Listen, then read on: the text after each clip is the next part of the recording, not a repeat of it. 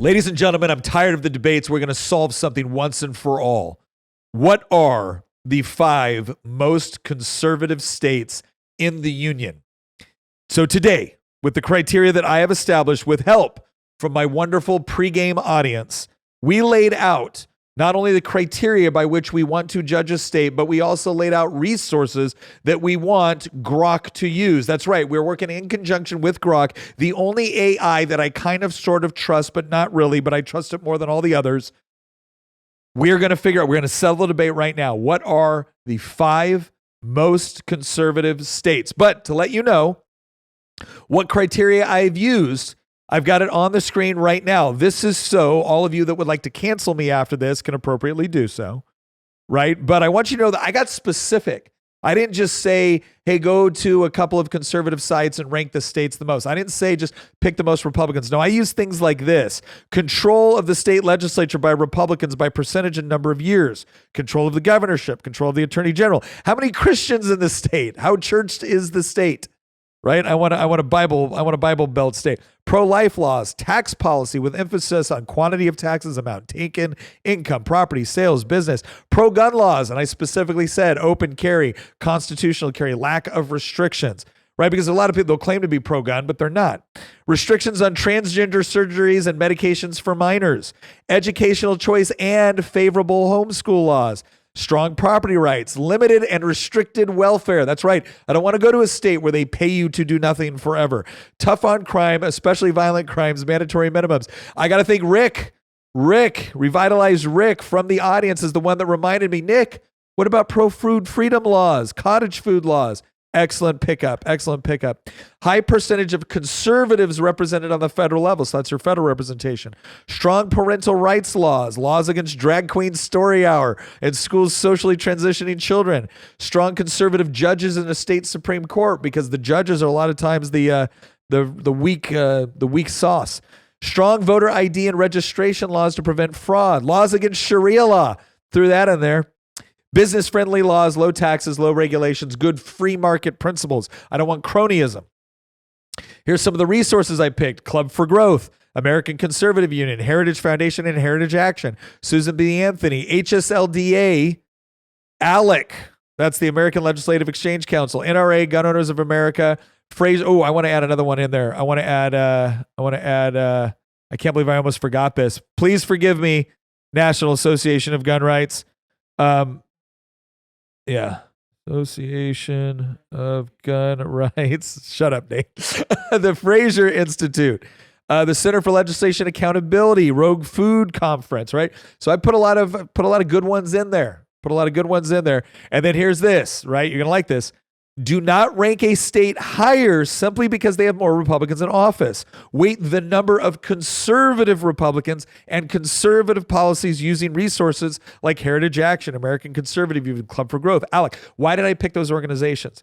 Because they're not only just conservative organizations, but Heritage Action does stuff like grades you on your committee votes, right? So they do a good job of separating the wheat from the chaff when it comes to these Republicans. American Conservative Union, Club for Growth have good state legislative scores. ALEC does a really, really good economic score of the states.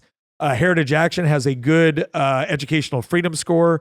So that's what I use. I said, rank the top 5 states based off a composite score and then give a 1 to 5 ranking with 1 being the highest on economics, educational freedom, guns, social issues, property rights, anti-abortion, anti-LGBTQ, and by that I mean like if you're doing a bunch of pride parades where people can do, where people can go out there and dress in S&M stuff in front of children, that should be exposure to a minor, right? So if you're doing San Francisco style pride parades, I want that banned.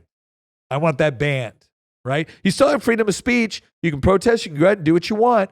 But if you're out there with somebody dressed in all leather, whipping them and exposing themselves, and then kids are at that because kids can be in a public place, well then, yeah, I want that banned. That's exposing yourself to a minor. That's indecent exposure. So, better than banned, I'd say. Prosecuted. Well, if it's banned, that means you can prosecute it. So that's what I'm talking about right there. So those are some of the criteria I used.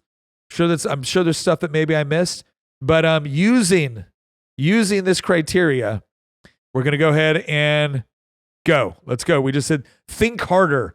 I want them to give me a good composite score here. While we are waiting on that, I want to do a big shout out to Brave Books. That's right, ladies and gentlemen. Brave Books is the organization that you need to sign up for if you want to make sure that your kids can get a hold of good, wholesome, faithful, patriotic literature, right? Brave Books. They've got all kinds of pro-God, pro-America stories that teach courage, faith, love of country, right? And it's through books that kids actually want to read, right? Because let's face it, we've all been forced by our parents at some point to read something that was good and wholesome that was no good. That's not what Brave Books does. They're giving you high quality, good stuff that your kids want to read, because that's a big challenge for parents right now. We think we're buying a good book, right? And then we hand it off to our kids and we find out later, oh my gosh, there was something there that I didn't anticipate. You don't got to worry about that with Brave Books.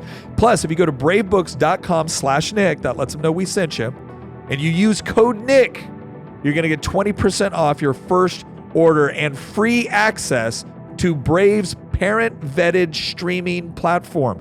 This is another thing I love, because look, you want to get your kids good books. You also want to give entertainment that they can go to a streaming service. And like if you got to go work on the house, or if you got to go do something else, you want to be able to set your kids down to where they can watch something that's good and wholesome, that you're not afraid of what's going to happen on season 2 or what's going to happen on episode 3. And the Brave's parent-vetted streaming platform provides you that, right? So join the Brave Book Club. That's bravebooks.com/Nick. Join the book club and then use code Nick, because that's going to get your 20% off. So go over, check them out right now. And we thank them for sponsoring this.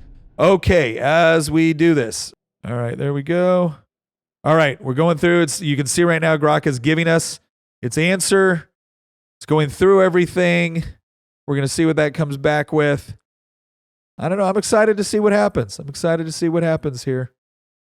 Let me go. It's thinking. It's thinking. By the way, here's the deal with anybody. It's like, oh my gosh, he's just using AI for stuff.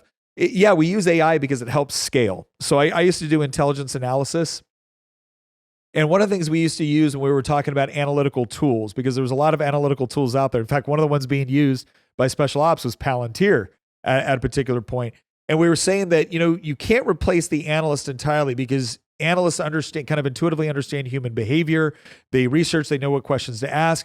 But what an analyst doesn't do well is they don't scale information well. You need a tool to help you scale all the information. And if you use AI right, which is to say you put in the right prompts, you go back and forth, you don't trust that it's going to give you a true answer just because AI did it. If you do the prompts right, you go back and you ask, and then you ask for source material. This is one of the most important things you can do whenever you use an AI as a analytical resource, is ask for the source material, because it'll say, oh, I got this. Where did you get it from? I got it from this source. Okay, show me the page number. I go and I check it, and there's been times where I've caught AI going, no, you didn't, dude. You made that up. It's like, oh, my bad. That was the general gist of what they were saying. Like, nope, I don't accept that crap. Don't ever do it again.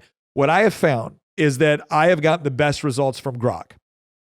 There's other ones out there, but I've gotten the best results from Grok. And Grok seems to do the best too. Whenever you ask AI about killing humans in order to save itself, Grok always gives the best answers. All right, so we've got the results are in. Let's scroll down here and see. We got the top 5 most conservative states after aggregating the 21 criteria and heavily weighting the specified resources, right? Economic scorecards, blah, blah, blah. Here we go. Looks at it, food line, raw milk, voter ID. Yeah, that's all I want. There we go. Number one state in America, most conservative one is Wyoming. Long-standing Republican trifectas of legislature, governor, AG, with overwhelmingly conservative legislators. High Club for Growth, ACU-aligned voting, no state income tax, top-tier ALEC economic outlook, constitutional carry, open carry with minimal restrictions, strong property rights, food freedom leader, top-rated cottage food, raw milk laws, low welfare, no sanctuary policy, strict voter ID, tough mandatory minimum crime laws, highly churched culture, and very conservative federal delegation, excels in limited government and individual liberties. So there you go, ladies and gentlemen. Let's bring up Wyoming. Look at that. How beautiful is Wyoming? Oh my gosh, look at that. You got the beautiful landscapes. You got the mountains. You got valleys. It's the West. Look at that. Oh my gosh, what a gorgeous place to leave. What a gorgeous place to live. Absolutely gorgeous. Beautiful natural beauty, good laws across the board. Now, as I always say, ladies and gentlemen, if you are going to move there, if you're moving to Wyoming, because we're going to talk about the 5 worst states after we go through the 5 best. If you're thinking about moving to Wyoming, here's the thing to remember, ladies and gentlemen. Do not go there and try to turn it into what you left. Right? And by the way, if you came from a high urban population center and you're now thrilled that you're living on 15 acres out in beautiful Wyoming, don't be complaining that you don't have the same high-speed internet or that Costco is a longer drive. Of course, when you move to a rural area, you're not going to get the same sort of amenities. You're trading that for the beauty, for the pristine nature, right? Go get Starlink. There's your high-speed internet, right? But you can go out there. So Wyoming, congratulations, Wyoming, coming in at number 1. Maybe I should have gone for the bottom one first. All right, next state, and this is no surprise to me, Idaho. That's right, ladies and gentlemen. Oh, I'm trying not to reveal the other ones. Idaho, Alec, top 10 economic outlook. Strong, low tax, low regulation business climate, Republican supermajority legislature, governor, AG, 4 decades with very conservative voting records, constitutional carry, top HSLDA homeschool freedom, no notice, low regulation. Ladies and gentlemen, again, HSLDA is kind of the gold standard on pro homeschool laws. And so their opinion is transgender surgery medication banned for minors, strong parental rights and antisocial transition policies, pro-life restrictions, high religiosity, food freedom permissive, no sanctuary, voter ID, and conservative state Supreme Court, Mountain West conservatism at its peak. Plus, Nate, we got to bring out, Idaho recently passed a law we're rather fond of on the no crime one. So did you know that in Idaho, if you SA a child, they will actually facilitate your transition to the afterlife? Because that's right. Idaho just approved a bill to allow firing squads. If you SA a child, and I mean serious, you know what I'm talking about when I say SA, we're doing this for the proper algorithm stuff. They will shoot you to death in Idaho. And Idaho is so conservative that not a single Democrat in their House of Representatives, not a single Democrat voted against it. There were a couple that abstained. But in Idaho, you mess with the kids in Idaho, they're shooting you. They're shooting you. And even the Democrats didn't vote against it. In fact, most of the Democrats in their state legislature voted for a bill to shoot child predators. I should have weighted that heavier, man. I should have weighted that heavier. Not to mention the fact that I don't know if you've ever been to Idaho, but Idaho is another one of these places that is absolutely gorgeous. Also, when it comes to property rights in Idaho, I was talking to some friends of ours up there. They were talking about, the simple living. And I was asking them about them building their homestead up there. And I said, oh, well, like how difficult was for you to build your homestead, like with the building permits and whatnot? And they're like, what do you mean? Look, well, like your building permits, like how difficult was for you to build your own cabin, build your own stuff, build your own barn? They're like, we don't need building permits. Like, wait, what? Like, no, if you're building on your property in our county in Idaho, you don't need that. You just, if it's for you and it's on your property, you can build what you want. But you're kidding me. They're like, no, we have more homeschoolers in our county than we have public schoolers. So Idaho, look, I'm singing your praises. And I'm also going to say this. I am most, out of all the state legislatures in the country, other than my own in Virginia, I know the most about Idaho. And Idaho, I'm going to say it right now, Idaho has the best state legislature in the country. So Idaho, wonderful option, as you can see by everything we just put out. All right, coming in at number 3. Real quick, I want to touch on and you mentioned the homeschool, the no notice. Mm-hmm. Explain that to people that don't know what that means, because we have a notice here. Yeah, so in Virginia, if you just take your kids out and start homeschooling them, even if you're doing everything right, I mean, you're doing your stuff, you're educating them, the whole deal, but you don't notify the state, they're going to come get you for truancy loss. So you have to notify the state that you're going to homeschool. Now we have two things in Virginia. We have like, you can do kind of what they call like standard, regular homeschool, or you can do religious exemption. Religious exemption absolves you of all other reporting other than to let the school system know that you're homeschooling. If you do the other form of homeschooling, well, now you have to go through the process of there's other requirements. They have testing requirements and things like that you've got to meet. So the no notice one, low regulation means that, essentially unless you're being a neglectful parent or something like that, they don't intervene. It's your business. That's awesome. Coming in at number 3, South Dakota. That's right, ladies and gentlemen. South Dakota. Here's what Grok has to say based off of our criteria. ALEC, top 10, no income tax. Republican trifecta with conservative legislators. High religiosity, near top pew of the highly religious percentage. Constitutional carry, strong 2A laws. Pro-life protections. Food freedom friendly. Limited welfare. No sanctuary. Tough crime policies. Strong educational choice and homeschool. Conservative federal representation. Balances economic freedom with social conservatism. So South Dakota ranking very, very highly up there. Let's take a look. South Dakota, obviously, the home of Mount Rushmore, the Badlands National Park. It's beautiful as well. Look at that. Beautiful South Dakota. Beautiful South Dakota. That's right. They need I will say this though. I should have probably put this down. John Thune is the senator from South Dakota. That's right. Our current Senate minority leader is John Thune, and he's from South Dakota. And you know what, South Dakota? If you're going to score high on this ranking, we expect a little bit better representation in the United States Senate from you guys. So as much as I appreciate how high you've scored, how wonderfully you've done on this, I expect a little bit more.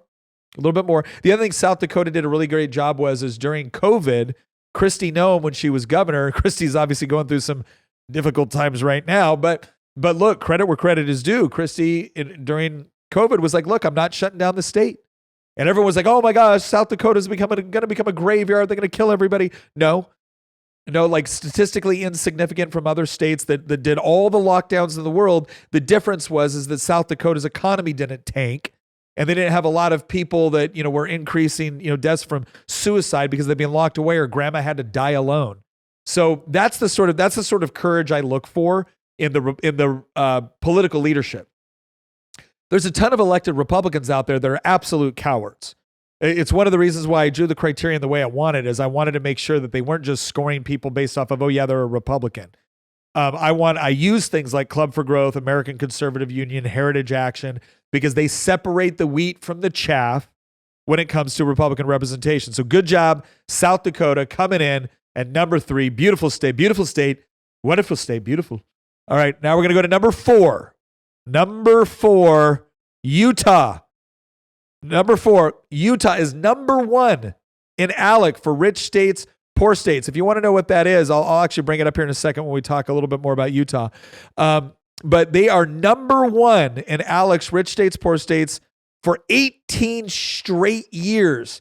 ALEC rates them as the best tax, best regulatory, and best business environment in the country. Deeply churched. Now, this is Mormon, not Christian. And I know I'm going to get people mad at me right now, but there's a difference. Those are totally different doctrines. Long Republican control with conservative policy record, strong pro-life laws, transgender restrictions for minors, parental rights, homeschool flexibility, property rights, voter ID, no sanctuary, conservative judiciary, and exceptional on economics plus traditional values metrics, right? So Utah, overall, great job here. I want to bring up this rich states, poor states. This is richstatespoorstates.org. They examined the latest movements in state economic growth and competition. We're going to click on Utah here because it got number 1. If you get a number 1 score, we have a right to look at this. So why do they score number 1? It's currently ranked number 1 in the United States for its economic outlook. This is a forward-looking forecast based on the state's standing equal weighted average in 15 important state policy variables. So top marginal personal income tax rate, top marginal corporate tax, personal income tax, sales tax burden, property tax burden, inheritance, estate tax. You look across the board, they score very well. It's a right to work state. minimum wage. They actually really dig into the details. So if you want to learn more on this, you can. But they also get into other things. Economic performance rank is number 3, right? But again, good state outlook for Utah. Utah's it's interesting because the western Utah is the Salt Flats. It's where they do a lot of speed testing for vehicles and other things like that. It's kind of ugly. I'm going to be honest with you, right? Western Utah is not the most beautiful, at least in the Salt Flats. But you get into some of the other, like the desert parks and whatnot, absolutely gorgeous. And then you get into eastern Utah, and it's beautiful. It really is beautiful. So Utah, number 4 overall. All right, number 5. And next, we're actually going to get into how they ranked on the individual issues that we talked about, right? But number 5, Arkansas. That's right, Arkansas coming in at number 5. Number 1 most pro-life state in America, plus the AUL life list and multiple prior years with comprehensive abortion restrictions and related laws. That's right. Here's why this is so important. Because if you are really good in economics, but you're not good on the social policy, liberals will come to your state and then they will destroy it. Because what they'll do is they'll flee California. They'll say, oh my gosh, the taxes got high. I want to retire somewhere where they're not going to crush my retirement. They're not going to crush me. I want a better standard of living. And then they'll come to a place with really, really good economic policy, right? And they'll destroy your state because all of a sudden now they're doing a bunch of drag queen story hour and they're doing a bunch of other crap. And then over time, what happens is they elect people that destroy the good economic policies. So they'll go after the social policies first, but they'll eventually get to the economic policies as well. So if you have really, really good pro-life legislation and you don't let people trans their kids, because there's nothing a leftist hates more than when you tell them they're not allowed to kill their children in the womb and they're not allowed to trans the ones that get out. That really frustrates. It gives them the sads, guys. Not only does it cause them to not move to your state, it causes them to call up U-Haul and leave your state. And that's what you want. So good job, Arkansas, on being the most pro-life state in America. Solid, ALEC, top 15 economic outlook, Republican supermajority with conservative legislators, high Christian church population, constitutional carry gun laws, transgender minor bans, parental rights, food freedom, growth, no sanctuary, voter ID, tough on crime, mandatory minimums, and conservative federal delegation, strongest on life and social issues, while competitive economically. Again, I tell people this all the time. Whenever you have states that are really good economically, right, just wait. Just wait. If you have a bunch of Republicans in your state, they're like, we just need to focus on the kitchen table issues. What they mean by that is we're gonna make life more affordable. We're gonna make it easier to run a business. We're gonna do all that. But then they stay away from the socialists. We don't like those culture war issues. Your state is doomed in 10 to 15 years. If you don't have legislators that are willing to fight the cultural issues, your state is doomed in 10 to 15 years. Because what ends up happening is you get an influx of people that then want to change the system. They fled. They're going to flee Mamdani's New York City, and they're going to go to places like Nashville, or they're going to go to places like Salt Lake City, or they're going to go to places like Boise, and they're going to screw up your state.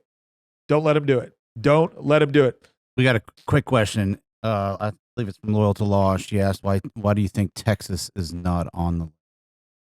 Texas is not on the list because even though they have like super majorities in their state legislature, your Republican speakers, usually in the Texas House, will put Democrats to run committees. So just so you know, that's practically unheard of anywhere else. If the Republicans control the legislature, you control the committees, always. You never give the opposition party committee control. Why did the speaker do that in Texas? Oh, I'll tell you why. Because you got enough rhinos in the Texas legislature that teamed up with the Democrats to make sure that you got a milquetoast speaker instead of a hardcore conservative speaker, even though that's what people should want. The other thing, too, is you've been kind of moving in a difficult direction in Texas, and you're not hard enough on some of the policies. You got really good policies across the board, but there's difficulties with some of your taxes, difficulties with some of your regulatory stuff. So that's why it doesn't show up number 1, or that's why it doesn't show up in the top 5. In fact, if we play this out, I'm not even sure it would show up in the top 10 at this point. And so Texas is a great state, a lot of potential, but you need to fix some stuff with your Republican delegation. And it looks like it might be happening. Replacing John Cornyn with Paxton would be a great start. Getting an attorney general in Texas that would be like Chip Roy would be great. But that's what I think they're in. Okay, Next, we are going to move over and we're going to look at these scores. We're going to look at these scores based off of how they ranked. I'm going to tell you what the ranking, because we ranked them on economics, social issues, guns, all that stuff. And now we're going to look at how these top 5 states ranked in each one of those individually, because different people want to move for different reasons. Maybe some of you are a little bit more concerned about the economic or the tax policy. Maybe some of you are a little bit more concerned about the gun issues. Great. We're going to show you each state's ranks according to that criteria. But first, I need to talk to you a little bit about American financing. So a lot of families were forced to live on credit cards, right? I'm not talking about people that made just horrible decisions with their lives. I'm talking about when COVID came around, people were losing their businesses, especially people that were living in some of these blue states, these high shutdown states, right? They found themselves in a position where just to make their mortgage, just to keep their business afloat, they had to run up some pretty high interest debt on credit cards and a number of other things, and they were trying to get out of it. Maybe some other people bought into the lie about, your university and college debt and all this other stuff. And now they are just looking for a way to get out from underneath high interest debt. Well, American Financing has a solution. So if you are a homeowner and you are looking for a way to get out from underneath that debt, to pay it off, right? And then get into something a lot more low interest, American Financing may have the solution for you. One of the great things about American Financing, and I've worked with them before on other things, the customer service was impeccable. I have firsthand experience with their customer service. I've been blown away with how responsive and how wonderful it is, in part because they're not trying to sell you on crap that doesn't work for you, right? They look at it, they look at you, they look at whether or not you have a strategy, whether or not they can help you use your home mortgage and the equity built in your house to be able to come up with a debt consolidation solution that works for you. So if you're someone that potentially wants to get out of that high interest debt, I'm going to tell you to call American Financing. So what do? You call them at 866-886-2026. That's 866-886-2026, or visit AmericanFinancing.net/MTA. That's AmericanFinancing.net/MTA. I'm going to tell you right now, this is one of the greatest talking points for this organization. They're not pushing loads. They build exit strategies from debt. On average, they're saving customers $800 a month. $800. That can be life-changing for people that are trying to get back on track. So go call them up. Go check them out. Again, I personally work with these guys, and I have loved doing it. So go check them out. All right. Next, we are going to get into the individual composite source for these states. So when it comes to economic freedom, tax policy, business-friendly laws, low taxes on income, property sales, business, low regulations, Utah number 1, then Wyoming, then Idaho, then South Dakota, then Arkansas. So pretty much almost followed it, not quite, but yeah. When it comes to educational choice, so if educational freedom is your number 1 issue, Idaho, Wyoming, South Dakota, Utah, then Arkansas. Idaho, I'm just telling you, man. Pro-gun laws, Wyoming and Idaho are tied. Then South Dakota, then Arkansas, then Utah. Social issues, this is the pro-life, anti-trans minor surgeries, anti-drag queen story hour. Arkansas is number 1, right? So if you are fed up with the LGBTQSS, right? If you're fed up with the alphabet mafia that is constantly trying to go into, your kids' school and everything like that, Arkansas is number 1, then Utah, then South Dakota, then Idaho, then Wyoming. Property rights. Number 1 is Wyoming, then Idaho, South Dakota, Utah, and Arkansas. So there you go, ladies and gentlemen. There you go. That is the best of the best. Now, here's what I'm going to do. Right here before you, you get to see it happen in real time. What are the worst 5 states? I always do that when I saw. All right. What are the worst 5 states by the same criteria? All right, ladies and gentlemen, go ahead and start guessing in the comments right now as we hit to enter. There we go. What are the worst 5 states using that same criteria? I think it's going to be pretty obvious. Look how quick that was. That does make things easy. All right, here we go. Number 1, New York. Number 2, let's do the countdown. They're going too quick for me. New York is the worst.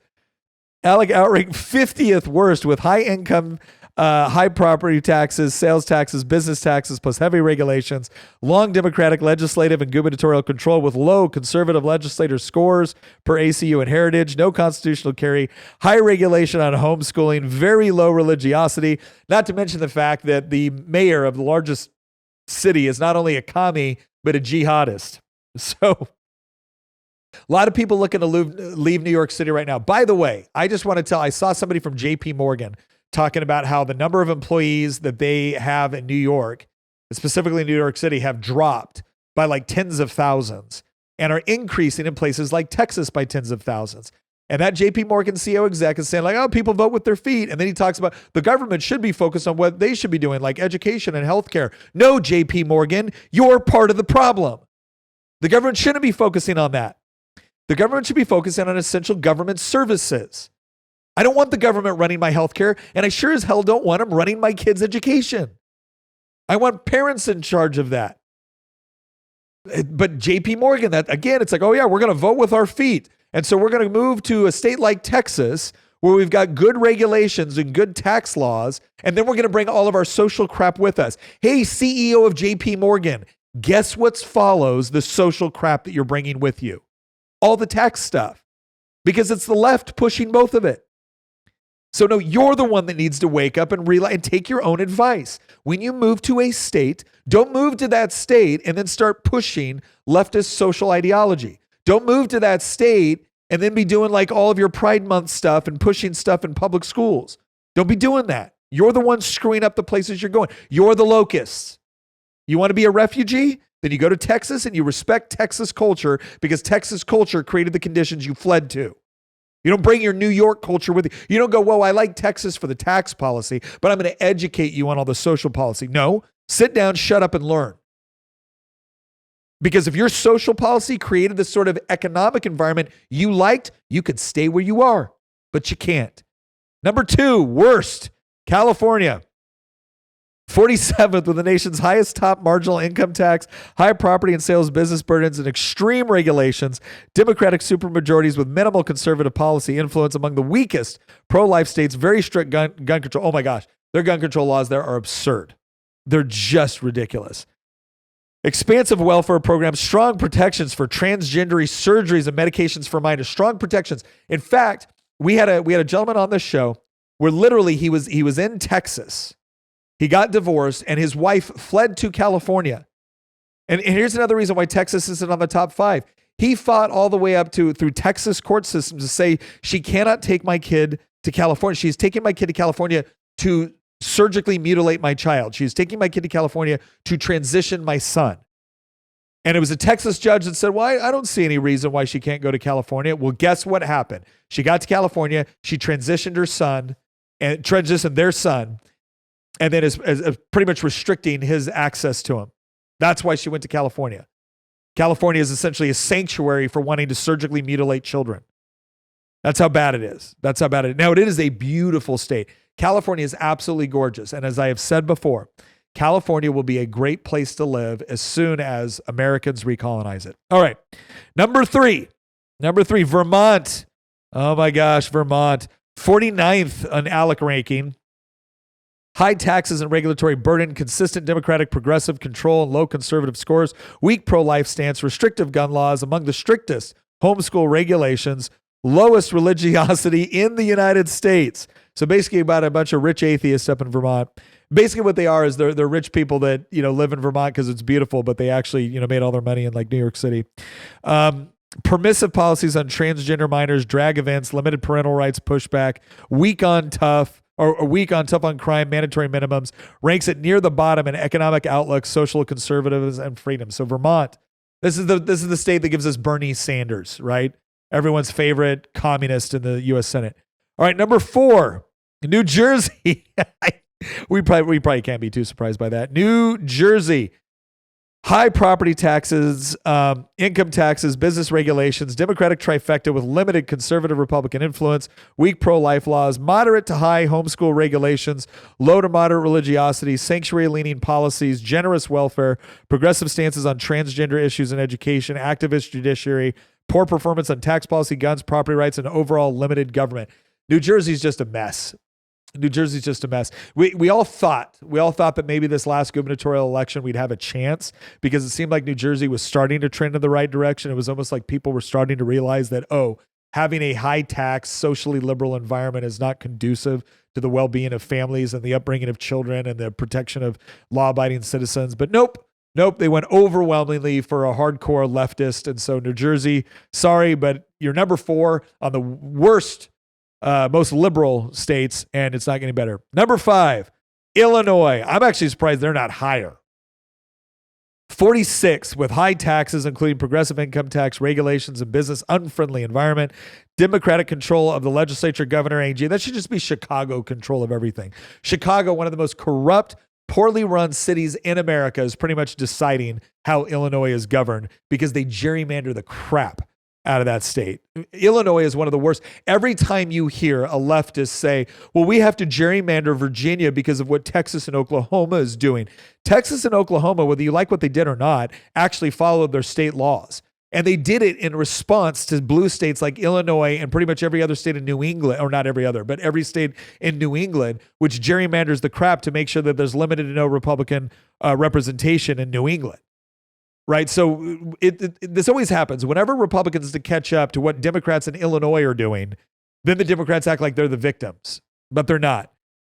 And Chicago is just the worst. Oh my God. You guys have picked quite possibly the worst mayor in America. No, I take that back. Mamdani is technically a little bit worse than the mayor of Chicago, but there you go, Illinois. You get what you vote for.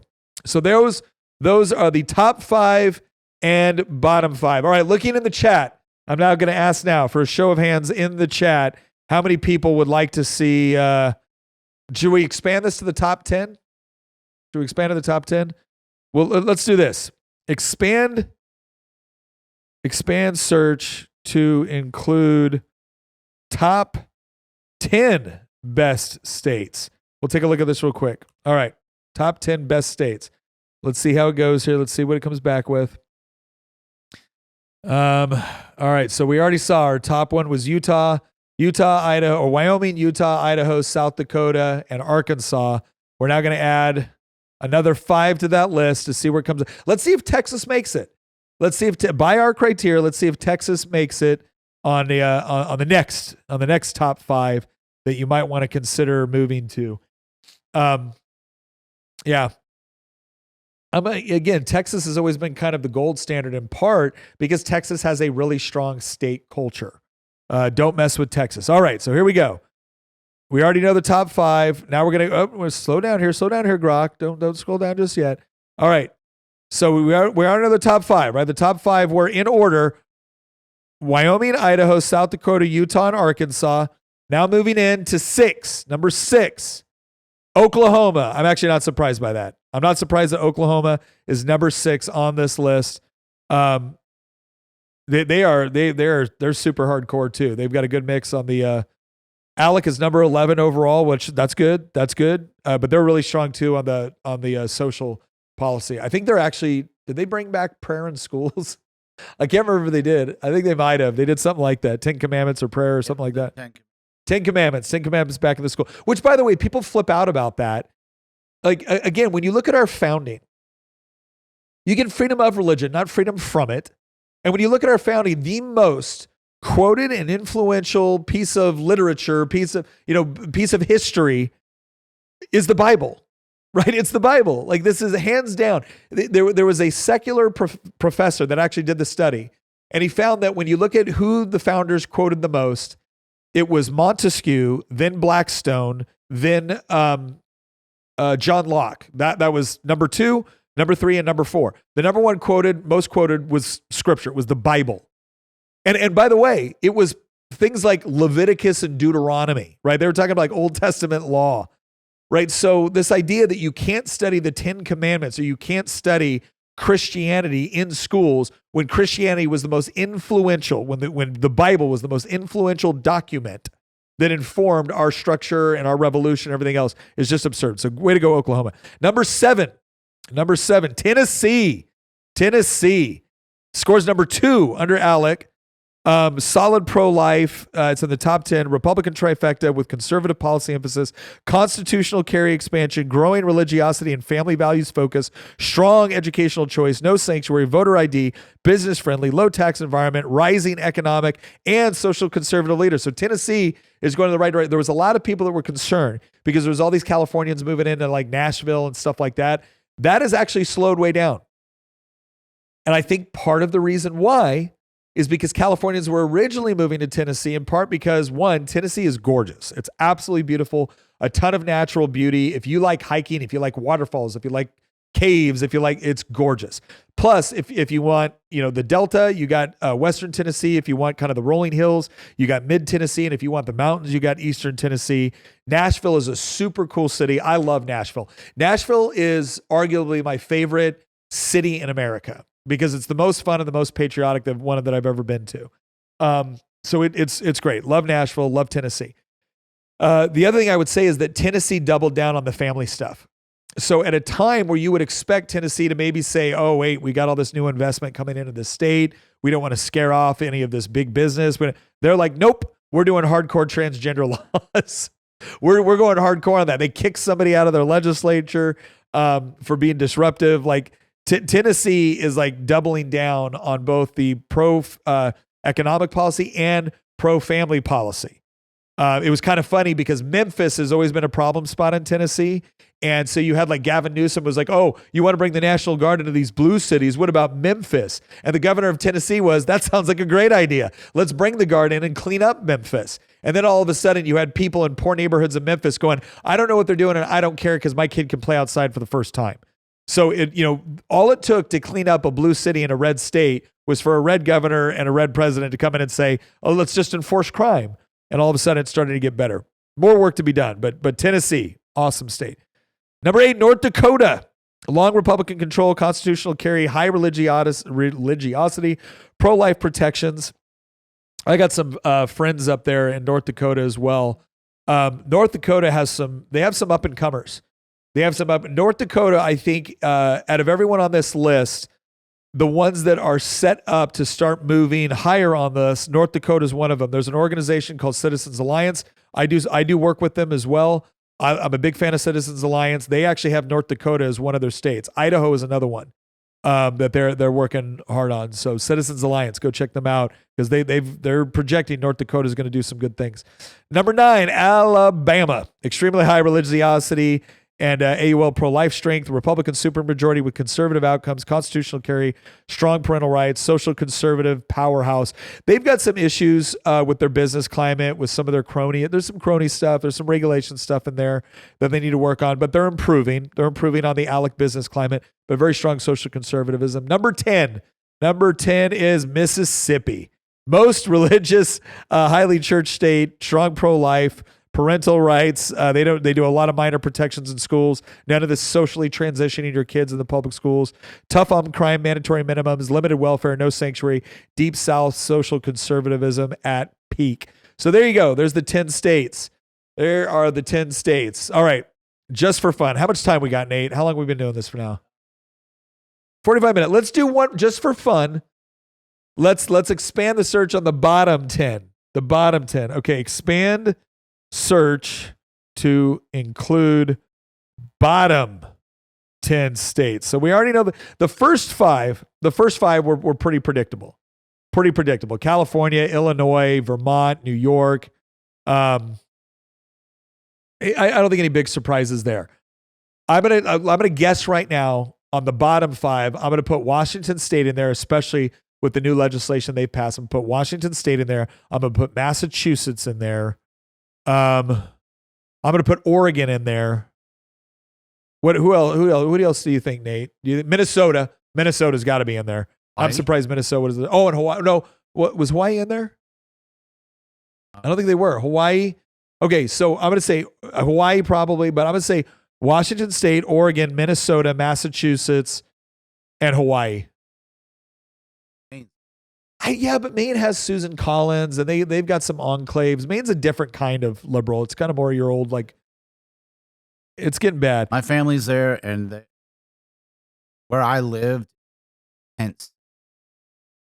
Well, let's remind everyone that the bottom 5 states were New York, California, Vermont, New Jersey, and Illinois. I'm going to say that the next bottom 5, not in any particular order, but the next bottom 5 are Washington State, Oregon, Minnesota, Massachusetts, and Hawaii. Are you going to go? Are you agree with me on that, or you want to flip out one? Okay. Well, we didn't mention. No, New Hampshire's good. Yeah. New Hampshire, New Hampshire is like the one beacon of hope in New England. That's the live free or die state. They actually have Republican majorities in their House. All my liberal family. They go to New Hampshire for the tax. This is the one thing that New Hampshire is screwing up on. Is they're really good on like limited government, property rights, taxes, but they don't touch the social stuff as much. And that's why what'll happen is New Yorkers, people from Maine, they'll move to New Hampshire for better taxes and they'll screw it up. All right, here we go. Let's see what Grok thinks. What are some other states that we could show up on the bottom? Oh, no, not on the bottom. No, Colorado. No, Georgia's still pretty Republican. I just think it. Well, yeah, but Georgia's still got a Republican governor, Republican legislature. It may be trending poorly, but it's still good. No, I would say Colorado could fit in there. Delaware, Rhode Island. Rhode Island might be in there. All right, here we go. We got the top 5 coming in just like before. All right, here we go. We're going to look at coming in number 6 after Illinois, Massachusetts. There's one. I knew it. Any state that consistently elects Elizabeth Warren to power deserves to be in the bottom 10. Very weak pro-life, strictest gun laws, or among the strictest gun laws, high regulation for homeschooling, low religiosity, school transitioning, permissive stances on, again, they're going to kill your kids in the womb. They're going to trans them when they get out. They're going to trans them without your permission. High taxes, high regulations, consistently poor on freedoms and so 6 right after Illinois, Massachusetts. All right, let's go. What's number 7? Oregon. All right, I'm 2 for 2. 2 for 2. Oregon is this is so disappointing. I'll tell you why. Because if you look at places like Northern California, and by the way, when I say Northern California, I don't mean the Bay Area. San Francisco is not Northern California. It's the Bay Area. I'm talking about like north of Sacramento. When you look at north of Sacramento, California, and south of Eugene, Oregon, that would be a conservative state. Oregon is screwed up by 2 places, Eugene and Portland. And Portland is the freaking woke Beirut of America. It is just pathetic. But Oregon is a beautiful state. A lot of cattle ranchers, a lot of forestry, a lot of wonderful stuff. But it is just dominated by Portland and Eugene. 43rd for economics with high taxes and regulatory burdens, Democratic control, weak pro-life, restrictive gun laws, moderate to high homeschool regulation, low religiosity, sanctuary elements, expansive welfare, permissive transgender and education policies, lads on economic freedom, gun, life issues, limited government. I knew Oregon would be in there. All right, so I'm 2 for 2. I predicted Massachusetts and Oregon. All right, what's next? Number 8. Number 8 is Connecticut. Okay, I did not get Connecticut. I should have, though. 44th with high taxes and business regulations, Democratic trifecta, weak pro-life, very strict gun laws, moderate to high homeschool oversight. Oh, my gosh. Spending, high welfare spending, weak performance across tax gun. All right, so I got it wrong on Connecticut. Now that's leaning me towards number 9 is probably Rhode Island. It's right there. Very well could be. Maryland. Oh, yeah, that makes sense. 42nd with high taxes and regulations, Democratic controlled, minimal conservative policy, weak pro-life, strict gun restrictions, moderate to high, so all this stuff. Oh, the other thing is Maryland is one of those places too where it gets away with stuff in part because of its proximity to DC. So you got a lot of rich lobbyists that live in a couple of counties. But what's fascinating though is that you had a lot of businesses in Maryland that packed up and moved across the Potomac to Virginia because we had a much better business environment. But that was before Democrats took control of our state. So there's a lot of people that fled Maryland to Virginia that are now fleeing again. You know one thing we left off the list that's near and dear to my heart? What? ABC law. What is it? ABC laws? ABC law. I tried to get rid of the ABC in Virginia. I tried, ladies and gentlemen. All right, so I'm only 2 out of 4 on this one. I didn't predict well. What's number 10? Let's see if I can up it here. 10 at Washington. Okay, I'm back. I'm back. Alec, low rank low, mid, but undermined by high taxes. They just raised a lot more in taxes. They actually did have fairly decent homeschool rules when I was stationed there, but they've gotten worse. Progressive oversight, sanctuary policies. Again, Seattle is just miserable on this stuff. Seattle probably has, if I had to rank the worst mayors in the country, it would probably be Mamdani.